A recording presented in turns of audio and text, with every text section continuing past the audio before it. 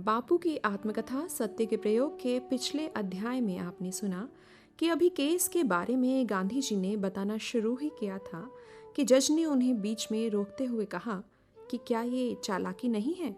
ऐसा सुनने पर गांधी जी ने जज के समक्ष विनम्रता से अपनी बात पूरी करने का आग्रह किया। पूरी बात सुनकर जज ने अपना फैसला गांधी जी के मुवक्किल के पक्ष में बरकरार रखा। गांधी जी का विश्वास मजबूत हुआ कि वकालत जैसे धंधे में भी सत्य की रक्षा करते हुए काम किए जा सकते हैं। तो आइए इसी कड़ी में सुनते हैं महात्मा गांधी की आत्मकथा सत्य के प्रयोग से अध्याय मुवक्किल साथी बन गए।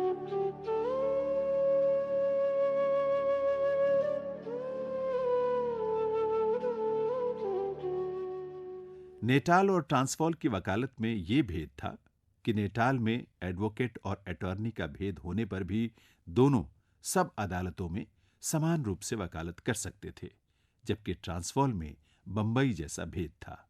वहां एडवोकेट मुवक्किल के साथ का सारा व्यवहार अटॉर्नी के मार्फत ही कर सकता था। बैरिस्टर बनने के बाद आप एडवोकेट अथवा अटॉर्नी में से किसी एक की सनद ले सकते हैं और फिर वही धंधा कर सकते हैं। नेटाल में मैंने एडवोकेट की सनद ली थी, ट्रांसवाल में अटॉर्नी की। एडवोकेट के नाते मैं हिंदुस्तानियों के सीधे संपर्क में नहीं आ सकता था और दक्षिण अफ्रीका में वातावरण ऐसा नहीं था कि गोरे अटॉर्नी मुझे मुकदमे दें। यूं ट्रांसवाल में वकालत करते हुए मजिस्ट्रेट के इजलास पर तो मैं बहुत बार जा सकता था। ऐसा करते हुए एक प्रसंग इस प्रकार का आया, जब चलते मुकदमे के दौरान मैंने देखा कि मेरे मुवक्किल ने मुझे ठग लिया है। उसका मुकदमा झूठा था। वो कटघरे में खड़ा इस तरह कांप रहा था मानो अभी गिर पड़ेगा। इसलिए मैंने मजिस्ट्रेट को मुवक्किल के विरुद्ध फैसला देने के लिए कहा और मैं बैठ गया। प्रतिपक्ष का वकील आश्चर्यचकित हो गया। मजिस्ट्रेट खुश हुआ। मुवक्किल को मैंने उलाहना दिया।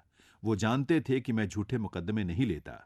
उसने ये बात स्वीकार की और मैं मानता हूं कि मैंने उसके खिलाफ फैसला मांगा, इसके लिए वो गुस्सा न हुआ।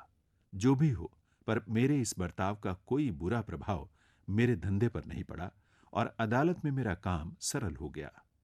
मैंने ये भी देखा कि सत्य की मेरी इस पूजा से वकील बंधुओं में मेरी प्रतिष्ठा बढ़ गई थी और विचित्र परिस्थितियों के रहते हुए भी उनमें से कुछ की प्रीति मैं प्राप्त कर सका था। वकालत करते हुए मैंने एक ऐसी आदत भी डाली थी कि अपना अज्ञान न मैं मुवक्किलों से छिपाता था न वकीलों से।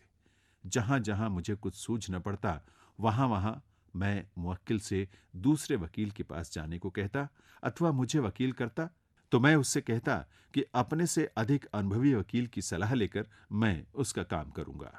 अपने इस शुद्ध व्यवहार के कारण मैं मुवक्किलों का अटूट प्रेम और विश्वास प्राप्त कर सका था। बड़े वकील के पास जाने की जो फीस देनी पड़ती, उसके पैसे भी वे प्रसन्नतापूर्वक देते थे।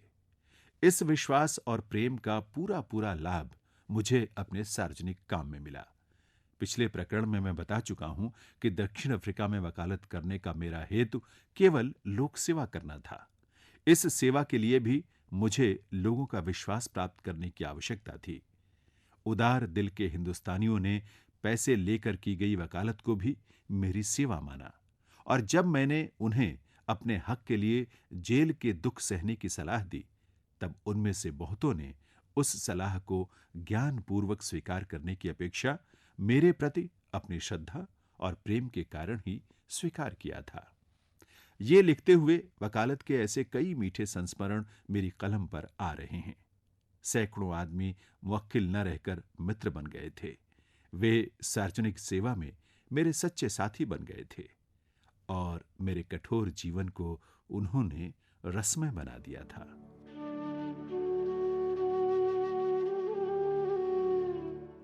अभी आप सुन रहे थे महात्मा गांधी की आत्मकथा सत्य के प्रयोग से अध्याय मुवक्किल साथी बन गए। वाचन स्वर था जैनेन्द्र सिंह का। प्रस्तुतकर्ता निशा भारद्वाज।